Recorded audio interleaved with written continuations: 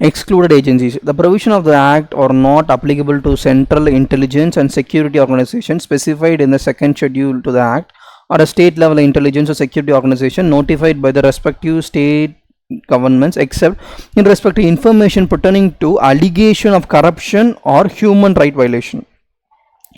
As power under this act vests of every citizen with the right to seeking and obtaining information. This includes the right to inspect the work, inspect the document, inspect the records, or any public authority, take notes, take extract, take certificate copies of documents or records, take certificate sample of material. This includes right to videograph, obtain information in a form of printout, hard disk, floppy disk, tapes, video cassettes, and any of the electronic media.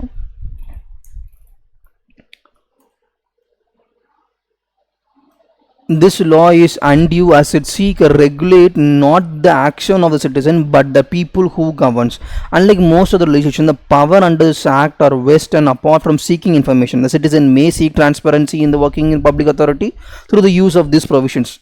The Commission has made recommended under the Section 25 the various agencies to bring about fundamental change in this working to ensure openness and accountability. In a parliamentary system, the democratic governments, a member of a parliament enjoys considerable freedom to seek relevant information on the floor of the parliament, which is ordinary citizen may envy.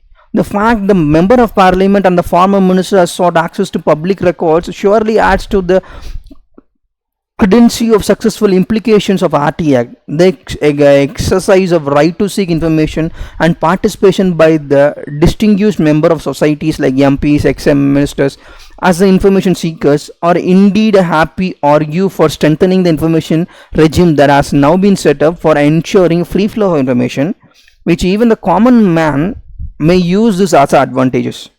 It is from the decision of Sri Arun Jetli versus CBI. This is the case.